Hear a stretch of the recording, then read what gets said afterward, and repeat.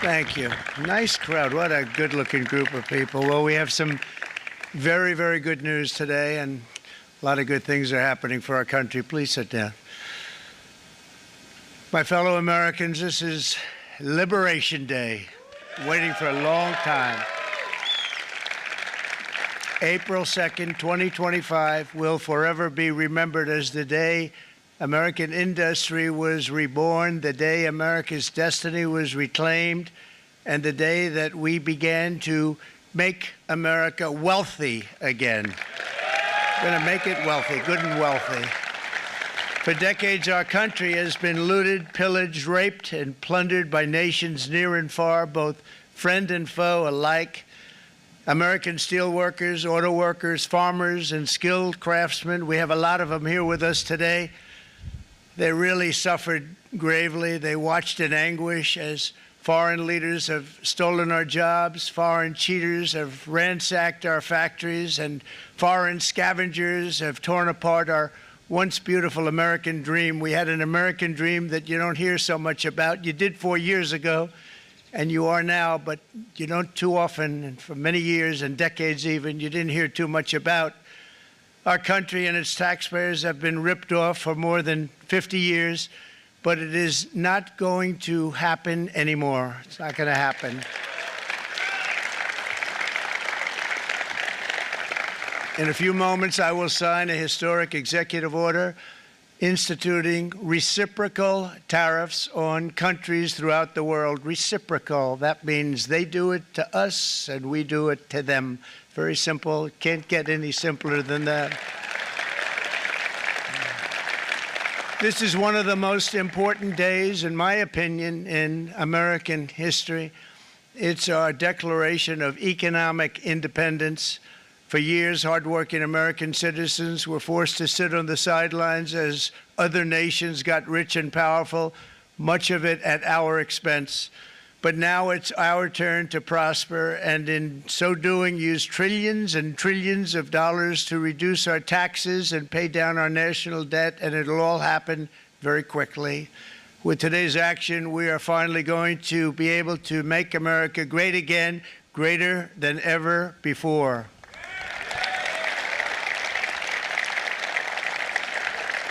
Jobs and factories will come roaring back into our country, and you see it happening already. We will supercharge our domestic industrial base. We will pry open foreign markets and break down foreign trade barriers. And ultimately, more production at home will mean stronger competition and lower prices for consumers. This will be indeed the golden age of America. It's coming back. We're going to come back very strongly.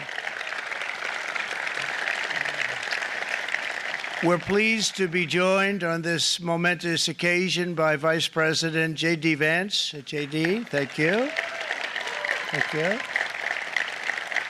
Thank you very much. Where are you, J.D.? No, that wasn't too hard to find. I was looking, you know, he likes to take a low-key attitude, so usually be sitting right in front. He's gaining a lot of confidence, Mike, isn't he? And nearly my entire cabinet is here, as well as Speaker Mike Johnson, who's done an amazing job. And with the great success we had last night in Florida, we have a majority of 7. And 7's like a lot when we had it at 1, right? You've done a fantastic job. And many of the members of the House and Senate are with us. Senators, congressmen, thank you all for being with us. We appreciate it. For decades, the United States slashed our trade barriers on other countries, while those nations placed massive tariffs on our products and created outrageous non-monetary barriers to decimate our industries. And in many cases, the non-monetary barriers were worse than the monetary ones. They manipulated their currencies, subsidized their exports, stole our intellectual property, imposed exorbitant VAT taxes to disadvantage our products, adopted unfair rules and technical standards, and created filthy pollution havens. They were absolutely filthy, but they always came to us and they said, we're violating, we should pay for it. It's all detailed in a very big report by the U.S. Trade Representative on Foreign Trade Barriers, and I'll just hold it up for you. It's available, and you don't have to pay too much. As I understand it, you'll pay nothing. It's a lot of work for something, actually, because it's a special book. It's frankly, it's very upsetting when you read it, when you see what people have been doing to us for 30 years. This all happened with no response from the United States of America, none whatsoever. But those days are over. Let me offer just a few examples of the vicious attacks our workers have faced for so many years. The United States charges other countries only a 2.4 tariff on motorcycles. Meanwhile, Thailand and others are charging much higher prices, like 60%. India charges 70%. Vietnam charges 75%, and others are even higher than that. Likewise, until today, the United States has for decades charged a 2.5 tariff. Think of that, 2.5% on foreign-made automobiles. The European Union charges us more than 10% tariffs, and they have 20% VATs, much, much higher. India charges 70%, and perhaps worst of all are the non-monetary restrictions imposed by South Korea, Japan, and very many other nations. As a result of these colossal trade barriers, 81% of the cars in South Korea are made in South Korea. 94% of the cars in Japan are made in Japan.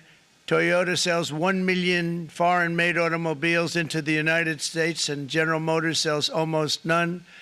Ford sells very little. None of our companies are allowed to go into other countries. And I say that, friend and foe, and in many cases, the friend is worse than the foe in terms of trade.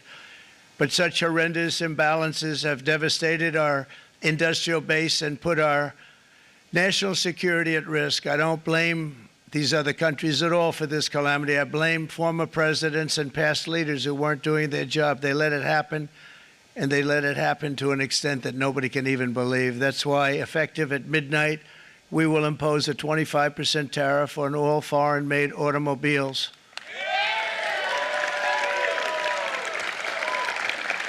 Thank you.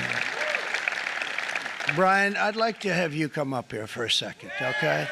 I just see him sitting. He's been a fan of ours, and he understands this business a lot better than the economists, a lot better than anybody. Brian, say a few words, please, would you? Thank you, Mr. Thank you. President. It's a great honor to have you. Thanks.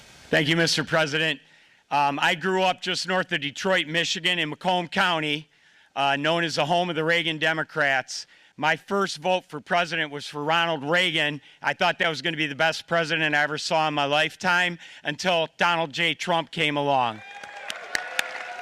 I have watched my entire life, I have watched plant after plant after plant in Detroit and in the metro Detroit area close. There are now plants sitting idle. There are now plants that are underutilized, and Donald Trump's policies are going to bring product back into those underutilized plants. There's going to be new investment. There's going to be new plants built. And the UAW members, and I brought 20 of them with me, they're sitting right over here. We support Donald Trump's policies on tariffs 100%. So, Mr. President, we can't thank you enough. And in 6 months or a year, we're going to begin to see the benefits. I can't wait to see what's happening 3 or 4 years down the road. Thank you, Mr. President. Thank you so much. Thank you. What a great guy. He got it right from the beginning. He got it before almost anybody else. This group over there, they got it too. And you know, we won the state of Michigan. We won almost all of them, but we won Michigan by a lot, and I want to just thank you all. The auto workers were fantastic. The Teamsters were fantastic. Everyone was pretty good, I will tell you. Thank you very much. I appreciate it. You're going to be very happy very soon, and you probably see what's happening with all of the, not only car companies, but car companies in particular. See it with all of the ones they're moving, they're announcing day in, day out. You're seeing it.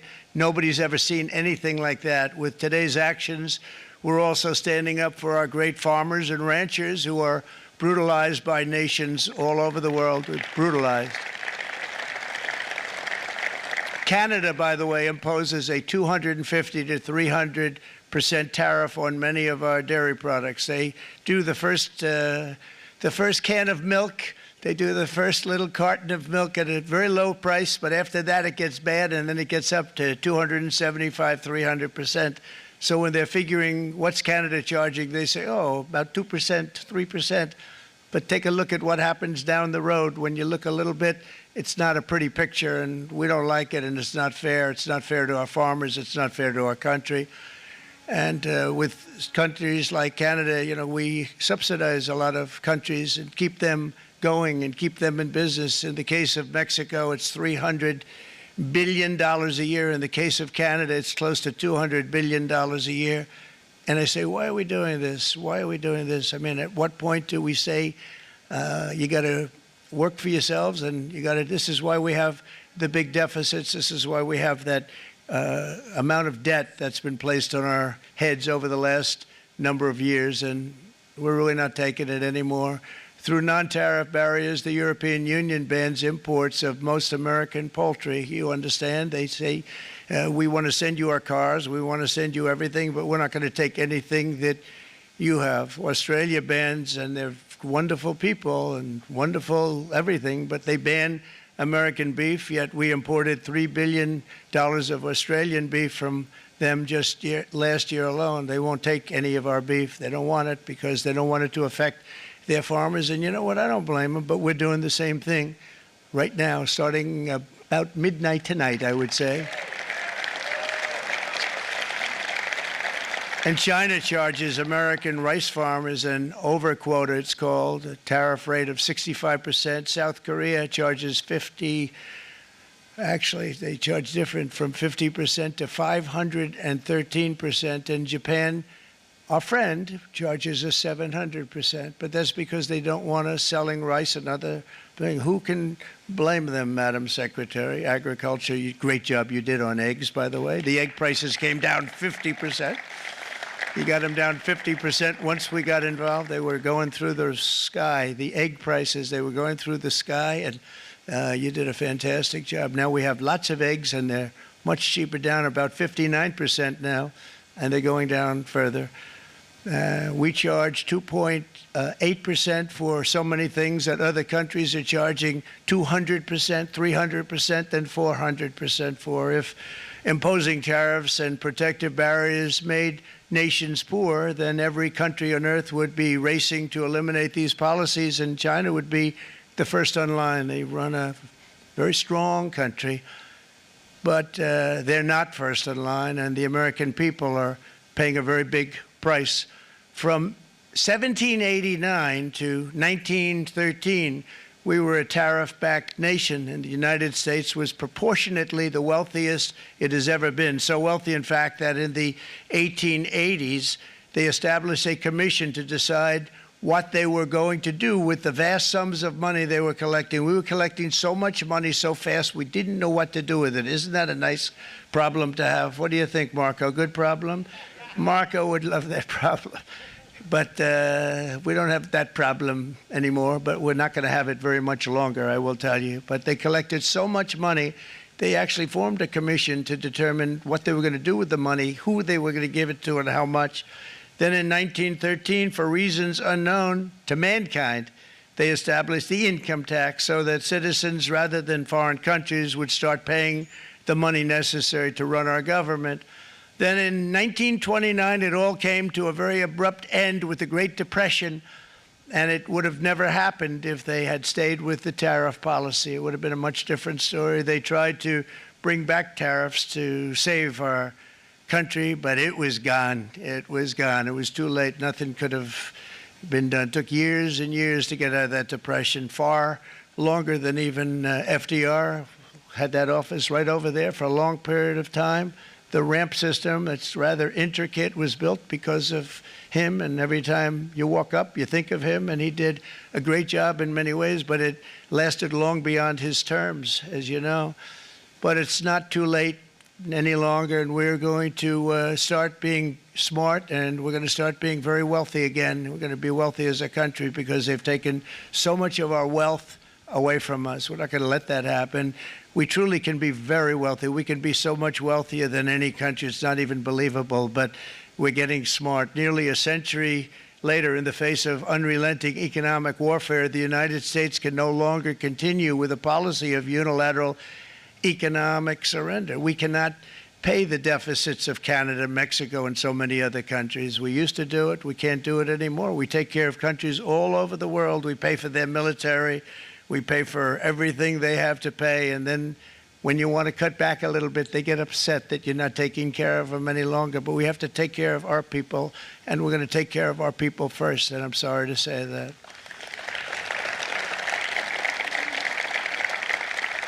And today we're standing up for the American worker, and we are finally putting America first.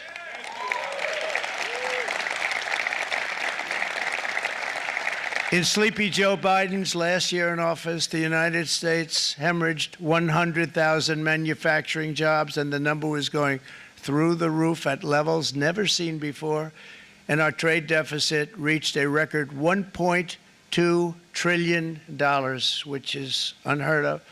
Since the beginning of NAFTA, the worst trade deal ever made, it was a horror show. I was able to terminate it. They all said you'd never be able to get it out. We had to get approval from Congress to get it terminated.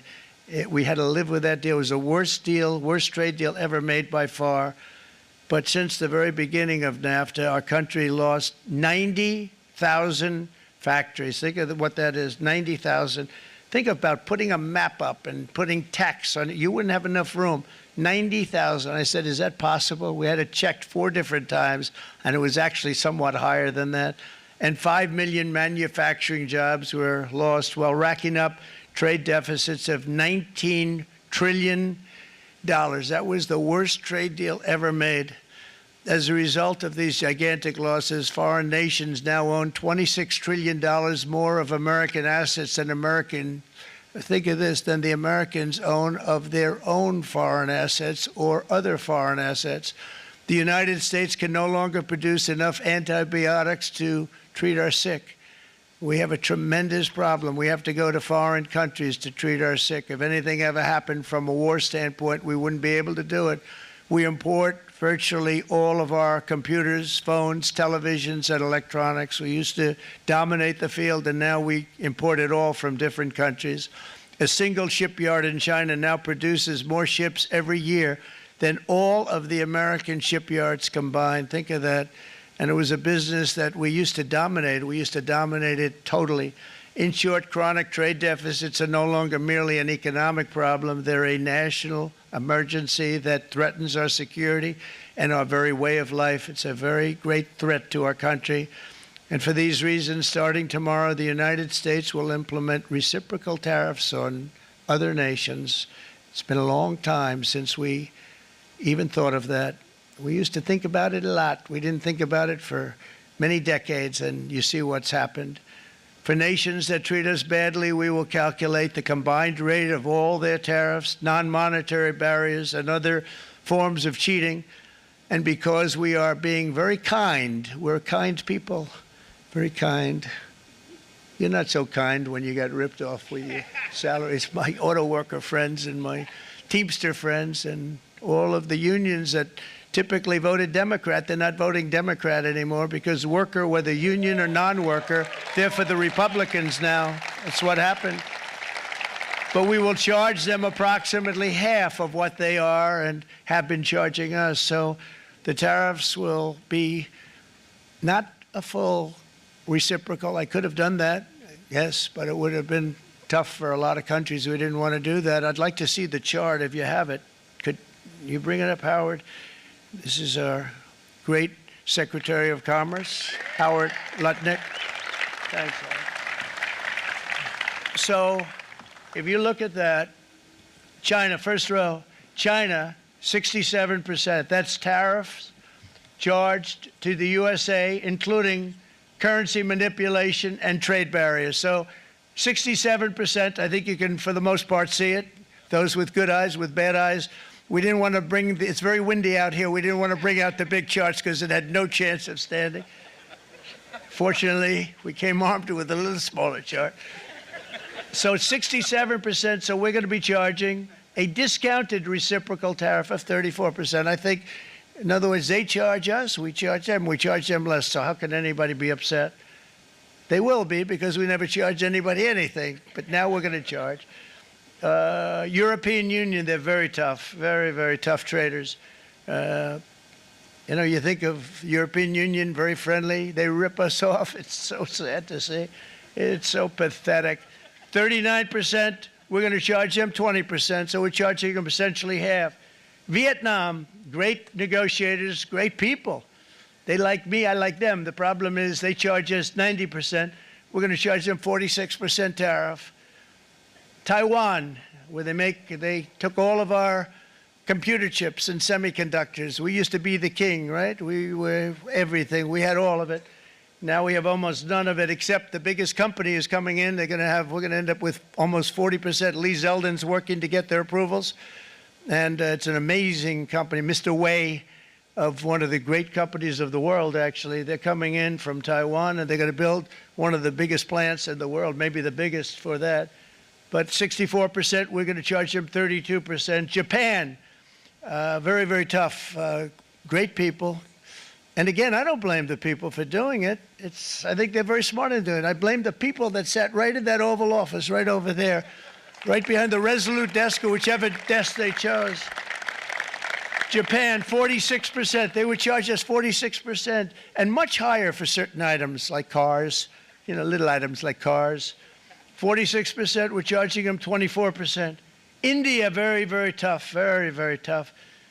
The Prime Minister just left, and he's a great friend of mine, but I said, you're a friend of mine, but you're not treating us right. They charge us 52%. You have to understand, we charge them almost nothing for years and years and decades, and it was only 7 years ago when I came in, we started with China and charged them. We took in hundreds of billions of dollars from China in tariffs, and they understood, honestly.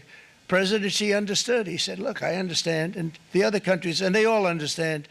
We're going to have to go through a little tough love, maybe, but they all understand. They're ripping us off, and they understood it. Prime Minister of Japan, Shinzo Abe. He was a fantastic man. He was unfortunately taken from us, assassination. But I went to him and I said, Shinzo, we have to do something. A trade is not fair. And he said, I know that, I know that. And he was a great gentleman. He was a fantastic man, but he understood immediately what I was talking about. I said, Shinzo, we have to do something. He said, I know that. And we worked out a deal, and it would have been a much better deal, but frankly, there were many years left on the deal that was made previous to my getting there, but it was something. If you look at Switzerland, 61% to 31%, Indonesia, Malaysia, Cambodia, oh, look at Cambodia, 97%. We're going to bring it down to 49. They made a fortune with the United States of America. United Kingdom, 10%, and we'll go 10%. So we'll do the same thing. South Africa, 60%, 30%, and they've got some bad things going on in South Africa. You know, we're paying them billions of dollars, and we cut the funding because a lot of bad things are happening in South Africa. The fake news ought to be looking at it. They don't want to report it. Brazil, 10%, 10%. Bangladesh is 74%. So you see what's going on. Pakistan, 58%. Sri Lanka, 88%. So what we're doing is we're taking not the full, we could take the full 88%. Thanks a lot, Howard. He's doing a very good job. How's he doing, all right? I think you better take it with you. It's not going to last very long. He's going to put it, it's going to follow you down with the wind. I brought a hat just in case it got too windy, but here, would anybody like a hat? I'm not giving it to a cabinet. I'm giving it to the auto workers. Come here.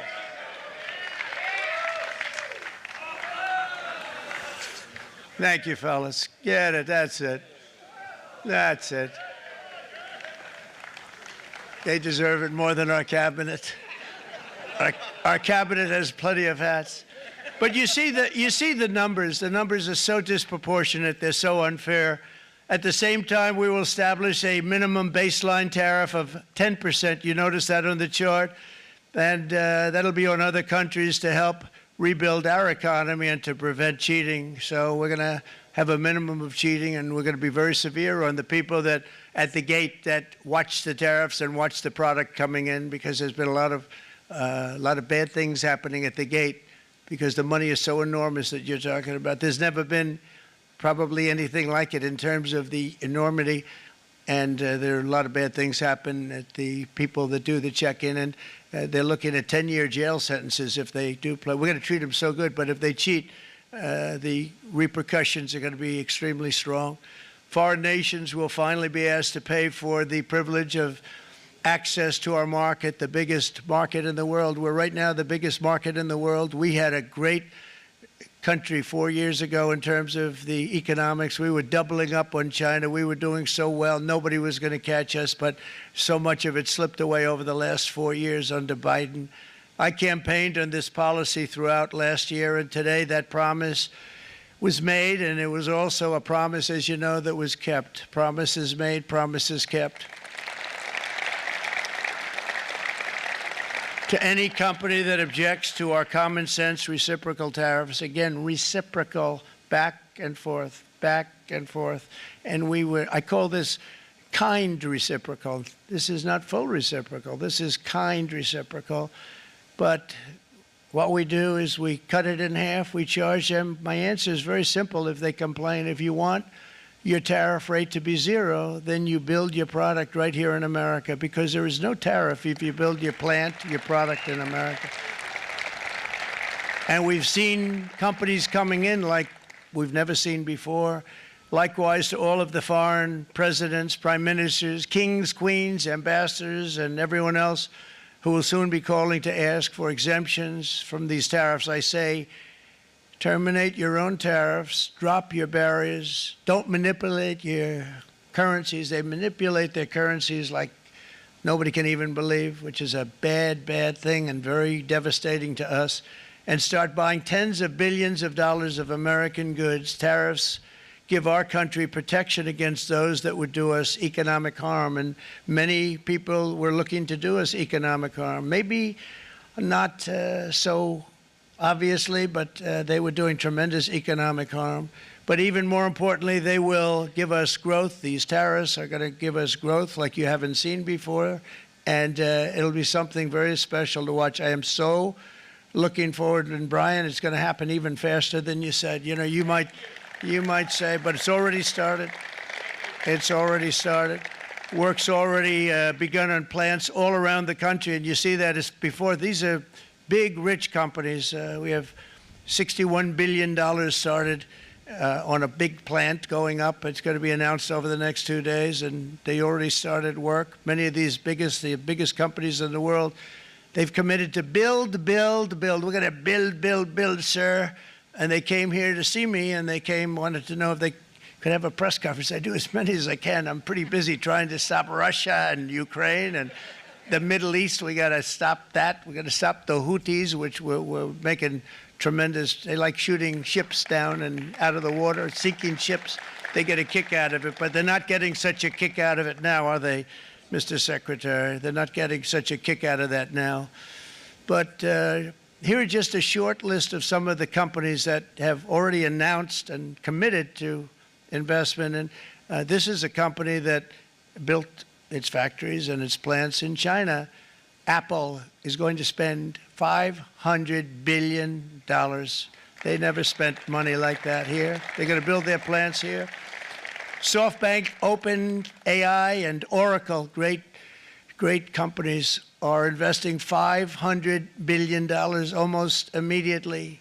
NVIDIA, a hot company, is investing hundreds of billions of dollars. They just announced. TSMC, the biggest, most important company in the world of chips from Taiwan, with no investment from us, is investing $200 billion. And they said the reason was, number one, the election of November 5th, and number two, the tariffs. They don't want to pay the tariffs, and the way they're not paying it is to build their plant here. So we're going to go from almost no percentage. We used to have 100% of the chip market. Now it's all in Taiwan. Almost all of it's in Taiwan, a couple of other countries, but mostly in Taiwan.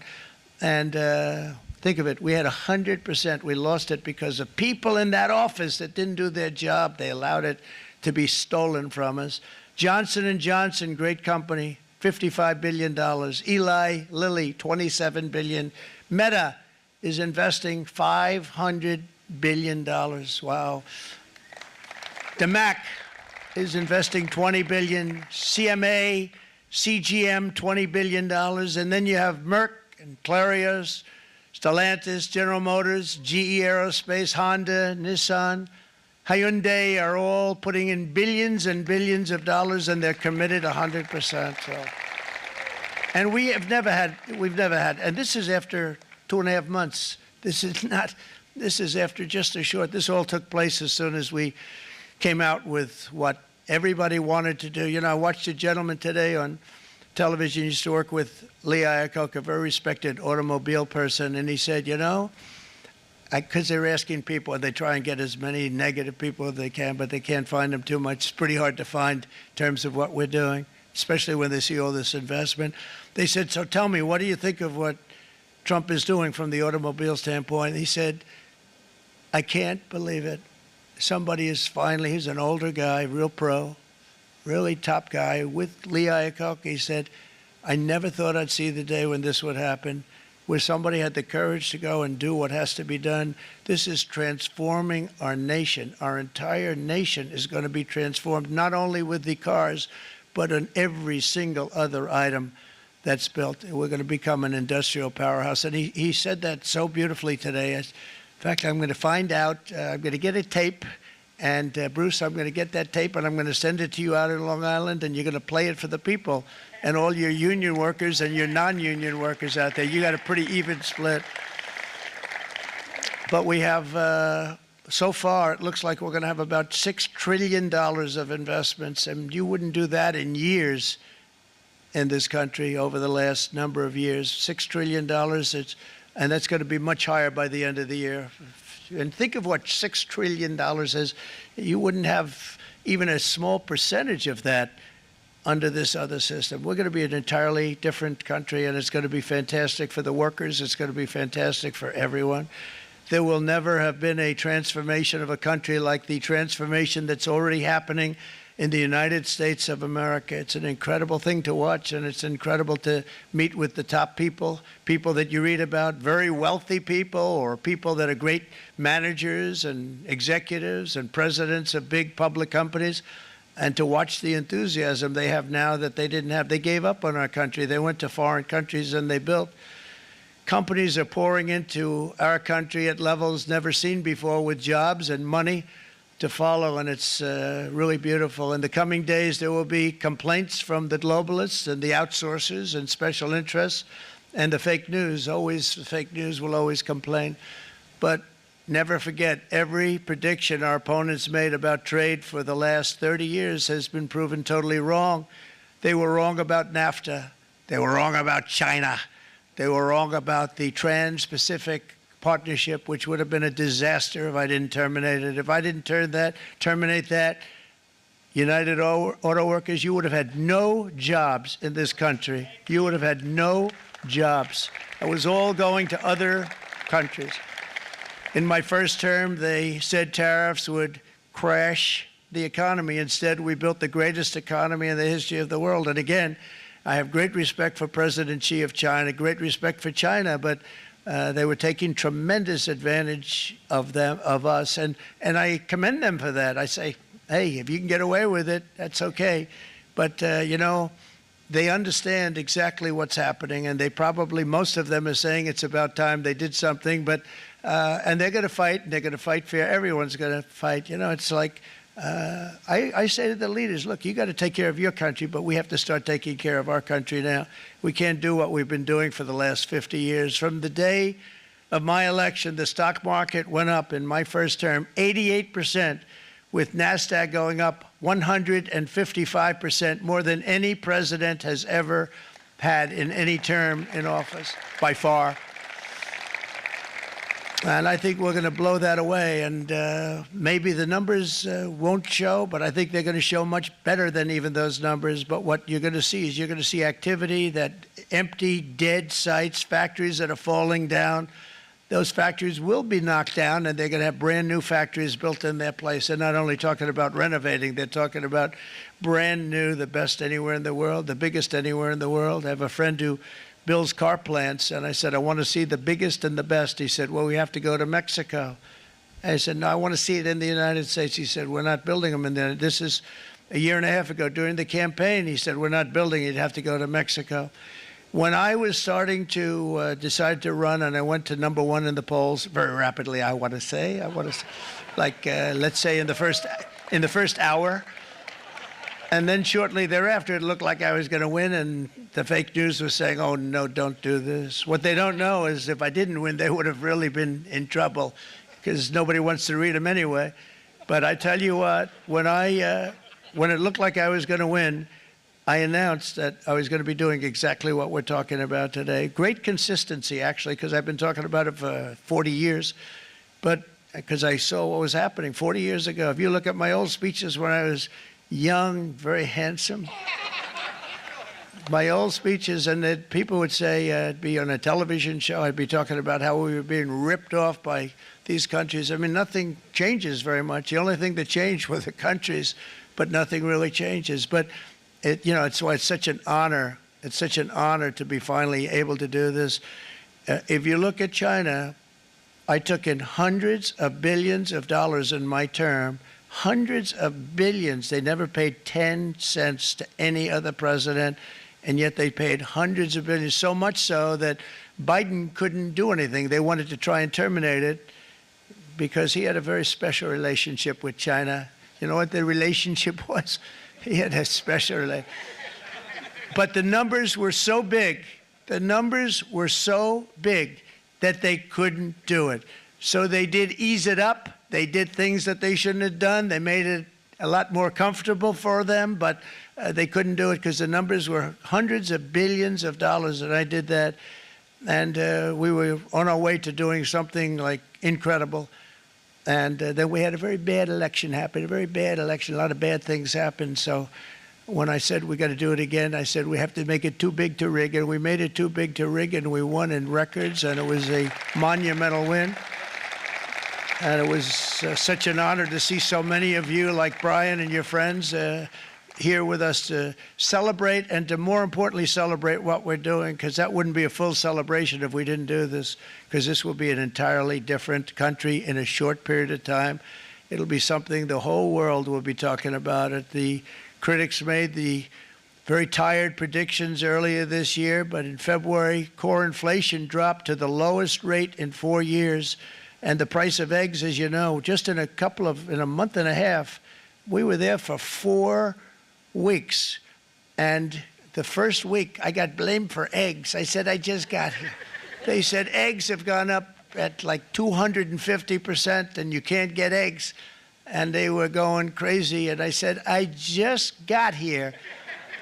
And then we got to work on eggs, and we got to work on everything. And our great Secretary of Agriculture, you did a fantastic job, Brooke Rollins. She did a fantastic job. And as I said before, the price of eggs dropped now 59%, and they're going down more, and the availability is fantastic. They were saying that for Easter, please don't use eggs. Could you use plastic eggs? I said, we don't want to do that. We want to, and you really came through. It's an amazing job. Thank you very much, Brooke. You did great. But likewise, an old-fashioned term that we use, groceries. I used it in the campaign. It's such an old-fashioned term, but a beautiful term, groceries. It sort of says a bag with different things in it. Groceries went through the roof, and I campaigned on that. I talked about the word groceries for a lot, and energy costs now are down. Groceries are down. Gasoline is way under $3, and people are beginning to be able to buy things and live again. We brought prices way down. We created 10,000 already in a few weeks, new manufacturing jobs. And it was that took place in 1 month, numbers that they haven't seen in a long time. We had virtually no inflation under my term. We had virtually no inflation for 4 years, but after transitioning over to Sleepy Joe, it went from almost non-existent to the highest in the history of our country. They had the highest inflation in the history of our country, brought up by energy and bad spending and bad policy, and a lot of bad things happened. How about allowing millions and millions and millions of people to pour into our country with open borders, where it's so sad to see even now. And I see our great secretary you have done. Stand up, please, Christy. Stand up. Christy Noem and Tom Homan. These people are doing a great job, but gotten them out in records. We have problems with judges that don't want them to go out. They want Tren de Aragua, and they want MS-13, the most vicious gangs ever. Nobody's ever seen anything like it. Absolute killer gangs. They kill people. They don't even think about it. And we put them out, and we have judges now, radical left judges that they don't want them to go out. They want them to even be brought back. Let's bring them back. You've done a fantastic job, and please thank everybody. Homeland Security, thank everybody. Appreciate it. And we now have a border that's the best border that we've ever had, even better than it was my first term. My first term we did good, but this one we really specialized in. We've done really well. And we had records then. We had the best, safest border. 4 years ago, we had the best border there ever was. And now we have, you've actually matched it and done even better. And we're going to get it down the right way. And we want people, by the way, to come into our country, but we want to come in through a legal process. We want them to come in legally. We need more people. We need people to run these plants and to help the auto workers and the Teamsters and the non-union people and everybody else. But we need people and the farmers.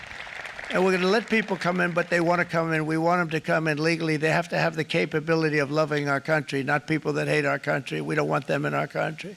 And now we're going to pass the largest tax cuts in American history, and that's where we're relying on Mike and John Thune. And we will not cut Social Security, Medicare, or Medicaid benefits, and the Democrats will, because if they got in, the entire economy would collapse. This country was heading for a collapse under the people that you saw. They were horrible. I think one of the reasons people like the job, I have my highest approval ratings because I think they're comparing me to the worst administration in the history of our country, so I appreciate that at least. But Speaker of the House Mike Johnson and Senate Majority Leader, appreciate it, Mike. John Thune have been fantastic, by the way. But they've been working tirelessly on taking the next step to pass the plan for our one big, beautiful bill. I'd like to name it that if you can. One big, beautiful. I made that statement about 6 months ago, and everybody calls it one big, beautiful bill. And it will be that. It'll have everything, the big tax cuts and every incentive there is. And it'll be fantastic. And by the way, for the cars, we're asking for an interest deduction on a loan. So if you build the car, only in America we do it, Brian. If the car's not built in America, you don't get the interest rate deduction. But if you build the car in America, if you buy a car, if it's built in America, then you get an interest rate deduction, tax deduction, and that's a big thing. That's going to be a big thing. I think that's going to pay for itself very quickly, that deduction. Never happened. We've never had anything like that before. Somebody said, where do you get the idea? Because it's so basic. You would think that would have happened a long time ago. It never did, and I'm very happy it didn't, because now I can say that was my idea. But we're going to get us closer to the debt extension. We have to get the debt extension passed, and I know you're going to be able to do that, Mike, and it's very important that you do that. And all of the other things that the Senate budget plan gives us, along with working, because I know they're working together, John and Mike, and the two bills are going very well together. We need to get our shared priorities done, including certain permanent tax cuts. We want the tax cuts to be permanent, spending cuts, energy and historic investments in defense, border, and so much more. We're covering everything. These will be phenomenal. There'll be no bill like this going to straighten. One bill is going to straighten out our country for many, many years to come. And we said, let's just do it and let's get it done. And some guys will love it and some guys will like it a little bit less because they're not getting what they were exactly looking for, but they're getting a lot. They'll never, if we get this done, it'll be the most incredible bill ever passed in the history of our Congress and Senate and congressmen, the senators and the congressmen, many of whom are here today, will be very proud of themselves. I really believe that. It's going to set us on a whole new prosperous path. we're going to cut spending and right-size the budget back to where it should be. We're going to do that very strongly. Thank you, Rick. Thank you. John, thank you. Oh, look at all of our senators over there. Oh, boy, that's a nice group of people. But I won't like them so much if they don't get this bill done. That's a great group. And Congressman, thank you very much. I appreciate it. Tremendous people. The Senate plan is my complete and total support, and the House plan likewise is very similar. They're moving along pretty much at the same clip, and as soon as you're ready, you'll show it to me, and I'm sure it'll have my support, Mike. Every Republican congressman and senator must unify. We have to unify. We can't be separated. We have to get it done. We have to get absolutely everything we can, and we have to take care of the American people. That's the only thing that matters. We have to take care of the American people first. We need to pass this bill immediately, get it done, including debt extension. From this day on, we're not going to let anyone tell us that American workers and families cannot have the future that they deserve. We're going to produce the cars and ships, chips, airplanes, minerals, and medicines that we need right here in America. The pharmaceutical companies are going to become roaring back. They're coming roaring back. They're all coming back to our country, because if they don't, they got a big tax to pay. And if they do, I'll be very happy, and you're going to be very happy, and you're going to be very safe. We're going to build our future with American hands, with American heart, American steel, and we're going to build it with American pride like we used to. We're approaching our 100th day as president, and have been given credit by a lot of people, actually, even some of the fake news. Can you believe it? Which in this case hopefully isn't fake, for having done more in that time than any other administration in the history of our country in the first 100 days. I think we've had an amazing, in terms of what we've done, what we've gotten accomplished. I'd like to see if we can get that war ended and another war from not starting in the Middle East. We have to get Russia. They're losing 2,000 on average, 2,500 people a day, young people, soldiers, Russian. Think of that. 2,500 through some days, but on average, probably over about a 1 week period, it's 2,712, they say. They're losing those soldiers. They're dying. They're being decimated. And they're not from our country, but they're from other countries, but they're human beings. They're from Russia. They're from Ukraine in this period, most of them. And we're going to get it stopped. It's a senseless war that would have never happened if I was president, and it shouldn't be allowed to go on. And I think we're being given good cooperation by Russia and by Ukraine, but we have to get it stopped. It's humanity.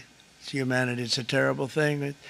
This will be a very big moment. I think you're going to remember today. It's going to be a free nation that we're dealing with. We're going to have a very free and beautiful nation. It's going to be Liberation Day in America, and it's going to be a day that hopefully you're going to look back in years to come and you're going to say, you know, he was right. This has turned out to be one of the most important days in the history of our country. God bless you, and God bless America. Thank you, everybody. Thank you very much. Thank you. Thank you very much.